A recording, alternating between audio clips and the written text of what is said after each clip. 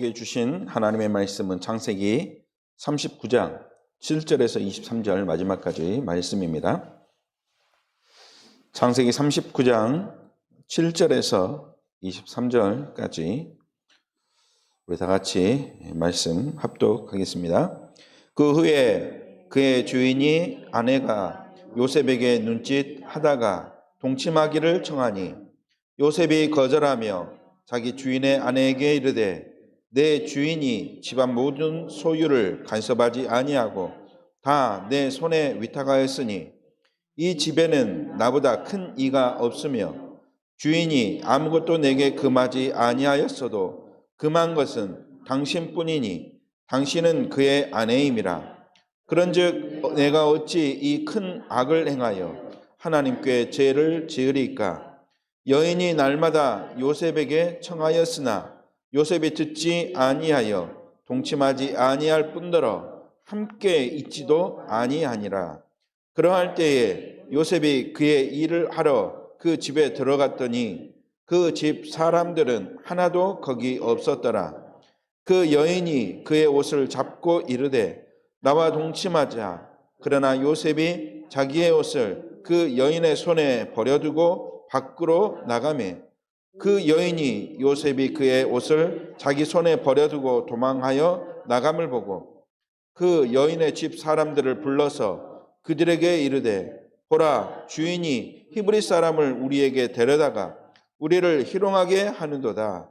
그가 나와 동침하고자 내게로 들어오므로 내가 크게 소리 질렀더니 그가 나의 소리를 질러 부름을 듣고 그의 옷을 내게 버려두고 도망하여 나갔느니라 하고 그의 옷을 곁에 두고 자기 주인이 집으로 돌아오기를 기다려 이 말로 그에게 말하여 이르되 당신이 우리에게 데려온 히브리 종이 나를 희롱하려고 내게로 들어왔으므로 내가 소리질러 불렀더니 그가 그의 옷을 내게 버려두고 밖으로 도망하여 나갔나이다. 그의 주인이 자기 아내가 자기에게 이르기를 당신의 종이 내게 이같이 행하였다 하는 말을 듣고 심히 노한지라. 이에 요셉이 주인이 그 애를 잡아 옥에 가두었니 그 옥은 왕의 죄수를 가두는 곳이었더라. 요셉이 옥에 갇혔으나 여호와께서 요셉과 함께 하시고 그의 인자를 더하사 간수장에게 은혜를 받게 하시매 간수장이 옥중 괴수를 다 요셉의 손에 맡기기로 제반 사물을 요셉이 치리하고 간수장은 그의 손에 맡긴 것을 무엇이든지 살펴보지 아니하였으니 이는 여호와께서 요셉과 함께 하심이라. 여호와께서 그를 범사에 형통하게 하셨더라. 아멘. 믿음의 고백을 하겠습니다. 시작. 예수님은 그리스도시요 살아계신 하나님의 아들이시니이다. 아멘. 오늘도 말씀으로 승리하는 예배, 또 말씀으로 승리하는 한 주 되시길 주님의 이름으로 축복합니다. 우리가 붙잡고 승리하는 비밀은 복음이 아닙니다.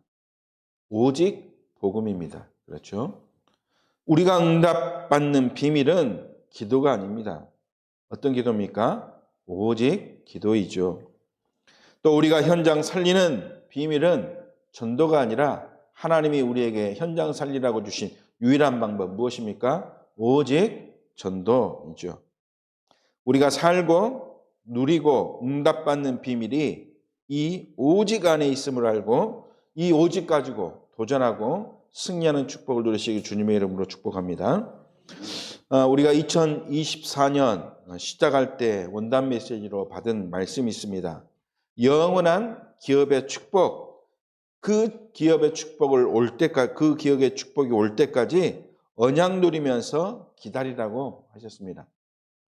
또 우리가 집중해야 될 것이 무엇이냐? 하나님이 우리에게 주실 영원한 작품, 여기에 집중하라 그랬죠. 또한 우리들이 미래 세대 렘넌트들에게 남길 영원한 유산, 그래서 이 영원한 유산 오직 그리스도라는 이 비밀을 전달하는데 우리가 도전하라, 이러한 말씀을 주셨습니다. 그래서 이 말씀 속에서 우리는 지금 일곱 망대, 일곱 여정, 일곱 이정표를 누리는 그 흐름 따라 우리는 가고 있는 것입니다. 오늘 11월 이제 마지막 주입니다. 이제 2024년이 이제 꼭 한 달 남았습니다.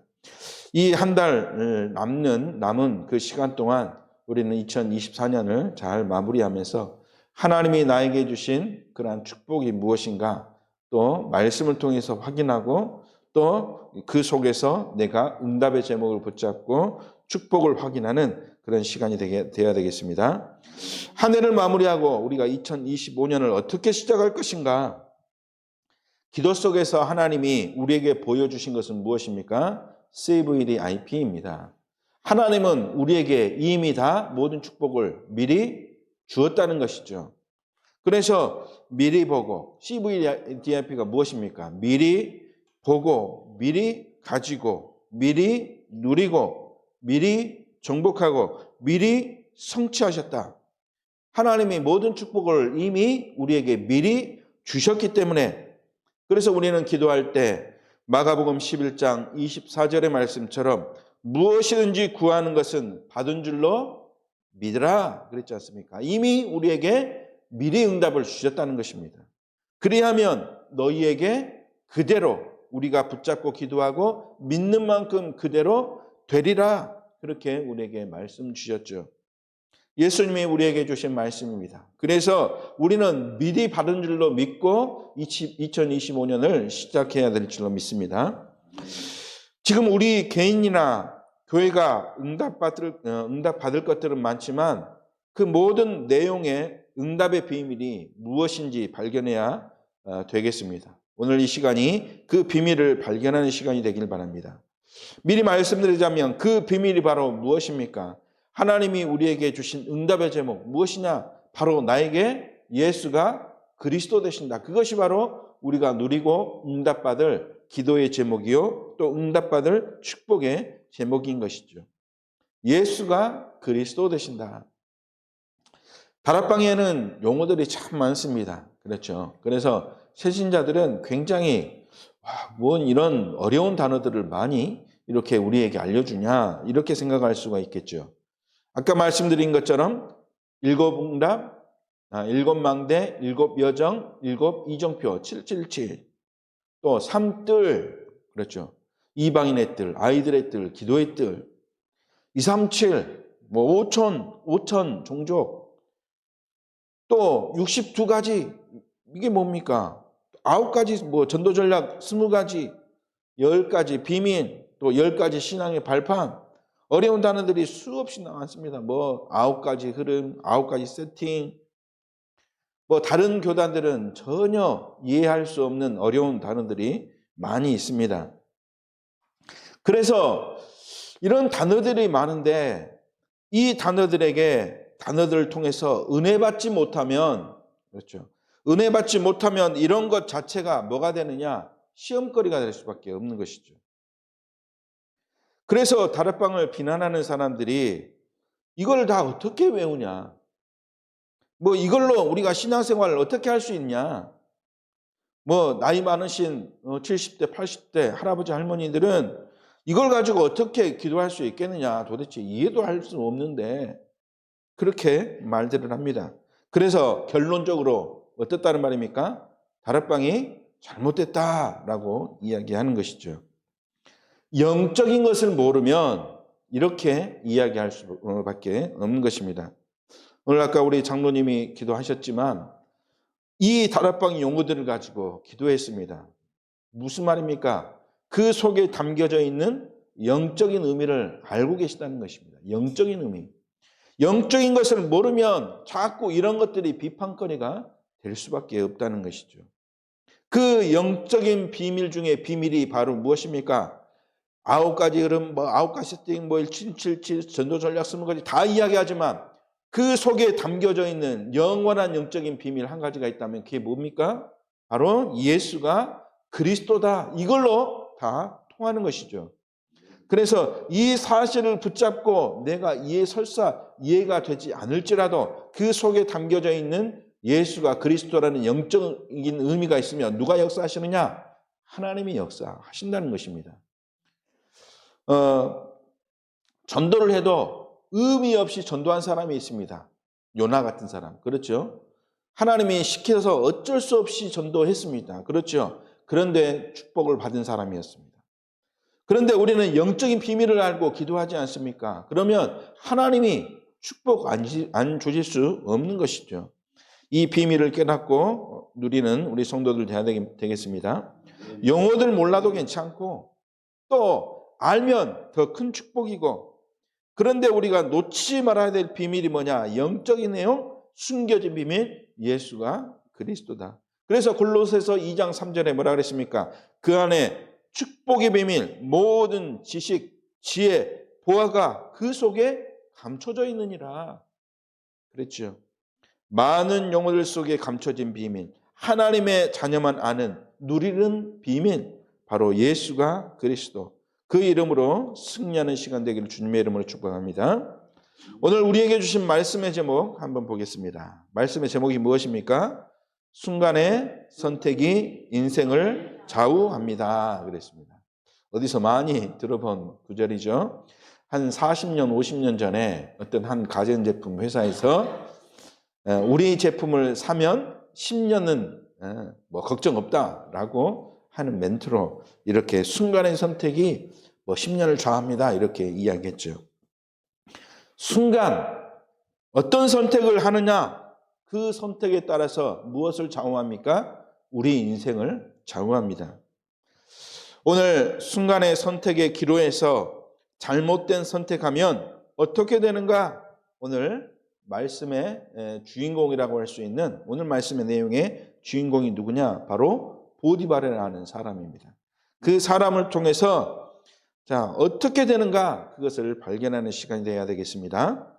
그래서 본문 말씀을 묵상할 때 단순히 요셉이 보디발의 아내 때문에 누명을 썼다.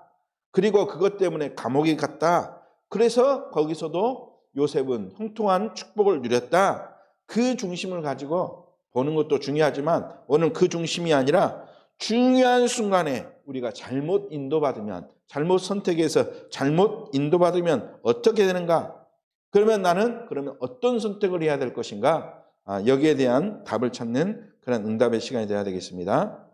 첫 번째 보아야 할 것입니다. 첫 번째, 우리가 보디발이라고 하는 사람을 볼 필요가 있습니다. 보디발이 어떤 선택을 했느냐? 우리가 지난주 본문 3절에 보면 하나님이 요셉과 함께 하시며 요셉을 형통케 하심을 보았다. 우리가 지난주 본문 39장 3절에 보니까 그렇게 말씀하고 있죠. 자, 보디발이 요셉을 보니까 요셉이 누가 함께 하심을 보았다 그랬습니까? 하나님이 함께 하심을 보았다. 그래서 그 하나님이 요셉을 형통케 하심을 보았다라고 했습니다. 이 말씀을 보면 보디발이 요셉 때문에 언약을 발견한 것처럼 보입니다. 그렇죠. 요셉 때문에 보디발이 언약을 발견한 것처럼 보이죠. 왜냐? 보이지 않는 하나님의 역사를 보았다는 것입니다. 보디발이 영적인 것을 보고 그것 때문에 보디발이 축복을 누렸다. 그것을 우리가 이 말씀을 통해서 확인할 수 있죠. 그런데 이 보디발에게 문제가 생겼습니다. 보디발이 보니까 어느 날 아내가 와서 하소연하죠. 요셉에게 내가 희롱을 당했다. 오늘 말씀해 보니까 누명을 쓴 것이 우리 보이지만 보디발 입장에서는 아내가 희롱을 당했구나 할 만큼의 상황이 생겼죠. 우리가 만약 그 상황에 있던 보디발이라면 어떤 선택을 했을 것인가? 그래서 우리 자신에게 질문을 던져봐야 될 줄로 믿습니다. 내가 그 상황이라면 어떤 판단을 했을 것인가? 그때 보디발은 어떤 선택을 했습니까? 보디발은 인간적인 선택을 했습니다. 인간이라면 당연히 할 수밖에 없는 선택을 한 것이죠. 어찌 보면 이것이 지극히 정상적이고 당연한 선택이었을 것입니다. 그래서 어떤 성경학자는 오늘 성경에는 나오지 않았지만 보디발이 요셉의 무죄를 알고 있었을 것이다 라고 생각을 이렇게 표현하는 그러한 내용이 있습니다. 그래서 왜 그렇다면 요셉을 감옥에 가게 했느냐? 아내의 체면, 또 주변에 보는 눈들을 의식해서 요셉을 감옥에 가둔 것이라고 이렇게 이야기하고 있죠. 지극히 인간적인 그러한 판단이었고, 이런 결정을 할 수 있는 것들은 당연히 인간적인 그러한 이익과 상관이 있기 때문에 이것에 따라서 결정했다, 이렇게 이야기하고 있습니다. 인간이라면 누구나 그렇게 할 수밖에 없었다라고 하는 말씀이죠. 보디발의 인간적인 선택. 그런데 이와 비슷한 선택을 한 사람이, 성경에 또 한 사람이 있습니다. 누구냐?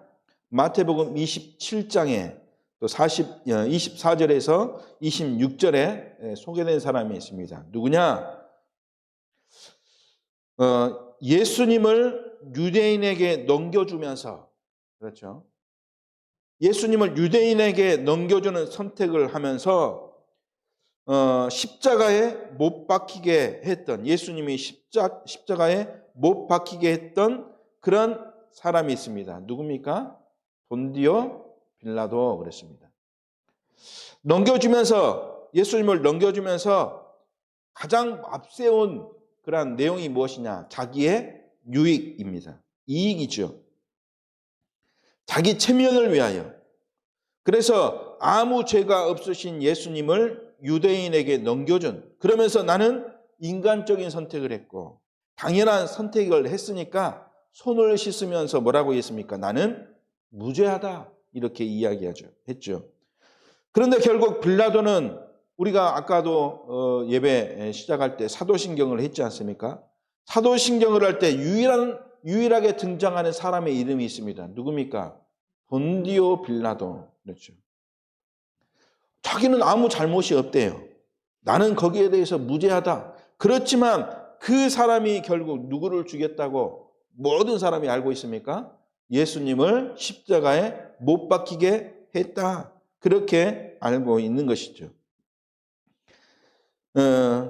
그래서 영원히 역사에 기록된 사람, 그렇죠. 그것이 바로 재앙과 저주 아니겠습니까? 순간의 선택, 자기 이익을 선택했던 결과로 역사에 길이 남는 예수님을 십자가에 못 박히게 했던 사람으로 기록되어 있는 것이죠. 오늘 그 판단을 했던 사람이 바로 보디발이라는 사람입니다.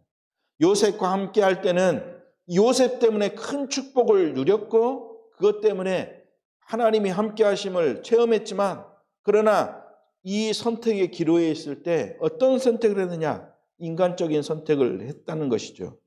그 뒤로는 이제 이 보디발이라는 사람이 기록에 등장하지 않지만, 그러나 이 보디발이, 또 그 아내가 요셉이 총리가 되었다, 그 소식을 들었을 때 어떻겠습니까?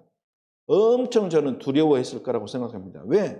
아무 죄도 없이 요셉이 감옥에 갔는데, 그 감옥에 간 사람이 최고의 자리, 총리의 자리에 올랐다. 그러면 당연히 나에게 해를 끼치겠구나 라고 생각하면서 굉장히 두려움에 떨었을 거라고 생각을 합니다. 그래서 이 잘못된 선택이 이 보디발의 아내는 평생 두려움을 가지고 살 수밖에 없는 상황이 되었던 것처럼, 그러한 재앙과 저주 속에 잘못된 선택을 하게 되면 있을 수밖에 없는 것이죠. 그래서 대부분의 사람들은 문제가 오면 이러한 선택을 합니다. 인간적인 선택, 자기 유익을 위하는 선택. 그것이 바로 어떤 선택입니까? 창세기 3장을 선택하는 것입니다. 창세기 6장, 창세기 11장을 선택하는 사람들이죠. 결국 실패할 수밖에 없는 그런 결론을 가질 수밖에 없는 선택이다. 그래서 우리는 어떤 선택을 해야 되는가? 많은 사람들이 이러한 인간적인 내용을 가지고, 당연히 도덕적인 것을 가지고, 윤리적인 것을 가지고 선택을 합니다. 영적인 것을 보지 못하기 때문에. 그래서 다락방이 뭐라고 이야기합니까? 이단이라고 판단하는 것이죠. 왜? 이 다락방을 하면 나에게 유익이 없다고 생각되기 때문에 자꾸 그렇게 이야기할 수밖에 없는 것입니다. 인간적이요, 육신적이요, 윤리적인 선택. 그러나 하나님이 원하시는 선택은 무엇입니까? 그래서 우리가 두 번째로, 그렇다면 우리는 어떤 선택을 해야 하는가? 우리가 말씀을 통해서 잘 응답을 누려야 되겠습니다. 어떤 선택을 해야 됩니까? 하나님의 자녀는 어떤 선택을 해야 되는가? 우리의 선택은 항상 무엇이 되어야 됩니까? 복음이 되어야 될 줄로 믿습니다. 우리의 선택, 어떤 선택? 복음의 선택. 핍박이 와도 나는 무엇이다? 복음이다. 유혹이 와도 나는 먼저 복음. 그러한 선택이 돼야 되겠죠. 갈등이 올 때 나는 이 인간의 유익한 결론을 얻을 수 있는 그런 선택이 아니라 조금은 손해보더라도, 조금은 유익하지 못하더라도, 조금은 비난을 받더라도 나는 무엇을 선택하는 것? 복음을 선택하는 것. 이것이 하나님이 우리를 축복하시는 하나님의 축복의 통로일 줄로 믿습니다. 복음의 선택을 한다는 것은 무엇입니까? 사도행전 5장 1절에서 11절에 선택의 기로에서 인간적인 선택을 한 사람이 있습니다. 아나니아와 삽비라라고 하는 사람이 있죠. 물질을 인간 중심으로 생각하니 얼마나 이 물질이 아까웠겠습니까? 너무나 아까우니까 그 사람들은 어떤 선택을 했습니까? 물질을 선택한 것이죠. 인간적인 선택으로, 인간적인 생각으로 그래서 그 물질을 감추어 두었습니다. 성경에 보니까 이 행위가 하나님께 한 무엇이다 그랬냐면 이 행위가 하나님께 한 거짓말이다 그랬습니다. 물질을 숨겨두고 하나님께 드리지 않은 그 행동이 하나님께 한 거짓말. 곧 그들 가운데 누가 역사했다는 말입니까? 거짓의 영, 사단이 그 안에 역사했다 그 말이죠. 복음 중심이 아니니까. 그렇죠. 그래서 복음 중심이 아니니까 아나니아와 삽비라는 하나님 앞에 인간적인 선택을 했고, 그래서 하나님이 보시기에 아나니아와 삽비라는 살 이유가 없어진 것입니다. 그래서 결국 그들의 혼이 떠나고 죽음에 이르게 되는 결과가 오게 된 것이죠. 복음 중심이 아니면 이렇게 되어줄 수밖에 없는 것입니다. 복음 선택은 우리의 삶의 중심을 누구로 바꾸는 것입니까? 하나님 중심, 오직 그리스도 중심으로 바꾸는 것이죠. 그러면 하나님이 축복하실 이유가 있는 것이죠. 우리를 살게 하실 분명한 이유가 있는 것입니다. 복음 아닌 것을 가지고 선택한 사람은 하나님이 보시기에 살 이유가 없지만 복음을 선택하는 자들은 하나님 앞에 살 이유가 있는 것이죠. 그래서 그의 생을 누가 책임지십니까? 복음을 선택한 사람들은 하나님이 그 인생을 책임지신다는 것입니다. 성령으로 내주하시면서 성령으로 인도하시고 성령으로 역사하시는 하나님 자녀가 누리는 축복을 누리도록 하나님이 인도하신다는 말이죠. 그래서 요셉은 그 비밀을 붙잡았기 때문에 그 요셉을 하나님이 형통케 하셨다. 그냥 단순히 요셉이 언약 붙잡았기 때문에 형통했다. 그것이 아니라 요셉이 복음을 선택하고 복음 중심으로 살았기 때문에 하나님은 요셉에게 살 이유를 주셨습니다. 그것을 통해서 하나님은 세계 복음화의 역사를 이루셨다는 것이죠. 어떤 선택을 해야 되는가? 나는 어떤 문제가 와도 어떤 갈등의 위기 순간이 와도 또 어떤 유혹이 오더라도 나는 어떤 선택? 복음을 선택하는 사람. 세 번째, 복음을 선택한 자는 누가 축복하신다고 그랬습니까? 하나님이 축복하십니다. 왜 그랬습니까? 나에게 성령으로 하시는 하나님이 나에게 위드, 나에게 임마누엘, 나에게 원리스로 나와 함께 하시기 때문에 그랬습니다. 곧 요셉이 누린 축복, 이 축복을 우리도 동일하게 누릴 수 있도록 하나님이 축복하실 줄로 믿습니다. 이 응답을 누렸던 자들을 하나님은 축복하셨다라고 하는 것을 오늘 우리가 말씀을 통해서도 확인할 수 있지 않습니까? 항상 위기 가운데 있었던 7 렘넌트들, 그들은 그 위기 속에서 항상 무엇을 선택했습니까? 복음이라는 것을 선택했습니다. 그 복음이라는 것을 선택했을 때 그들은 항상 하나님이 함께 하심을 누렸고 우리에게 응답받는 응답의 모델로 그들이 하나님이 우리에게 보여주신 그러한 모델의 축복을 누리게 하셨죠. 7 렘넌트, 복음을 선택한 7 렘넌트, 하나님이 그들에게 모든 현장 속에서 응답받는 축복의 모델로 우리에게 보여주신 것이죠.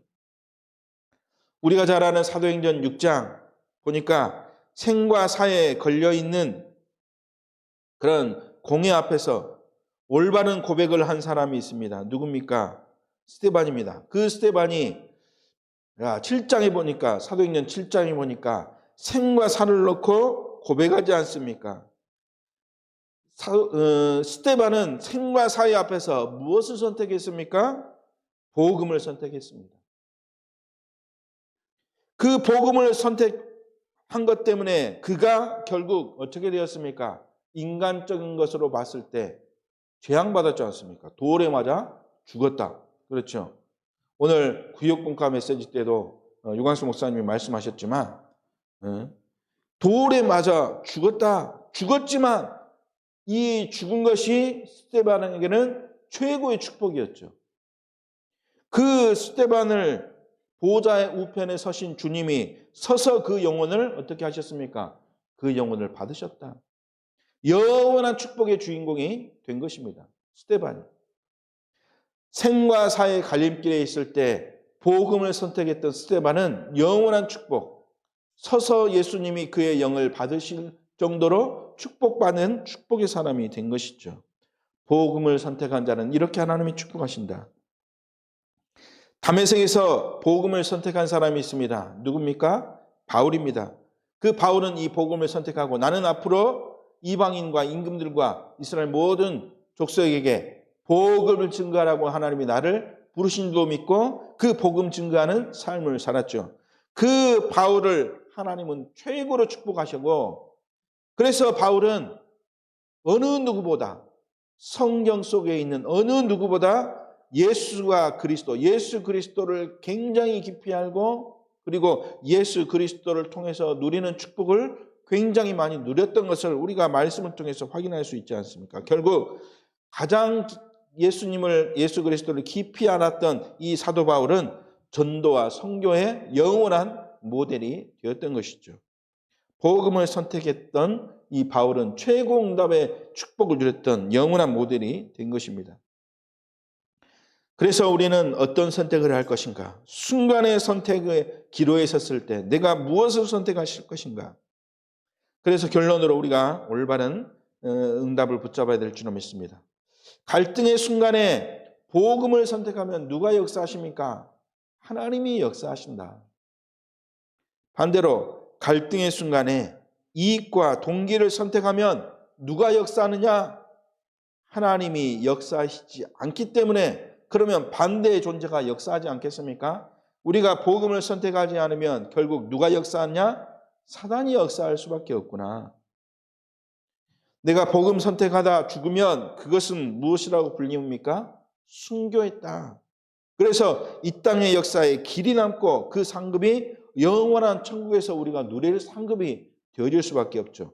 그러나 이익 동기를 선택하면 어떤 사람이 되느냐? 사단에게 잡힌 자, 곧 잡혀서 이기주의적인 선택을 한 사람밖에 되지 않지요. 그래서 구원받은 자가 만약에 그런 선택을 했다면 구원받았어도 그 구원은 어떤 구원이 되느냐? 부끄러운 구원이 될 수밖에 없는 것이죠.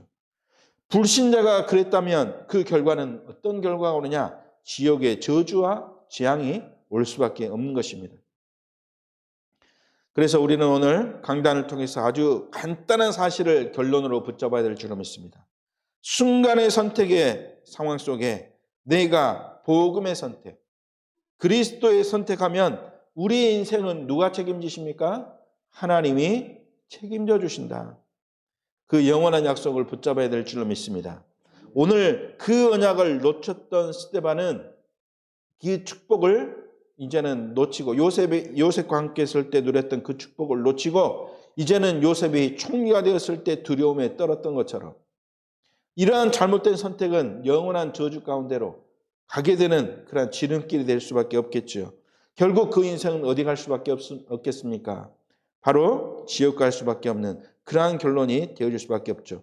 그러나 우리 복음 안에서 복음을 선택했던 또 성경 속의 많은 렘넌트들은 그 인생을 누가 책임지느냐? 하나님이 책임져 줄 줄로 믿습니다.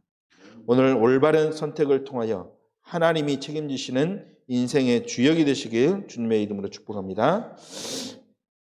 살아계신 하나님 감사를 드립니다.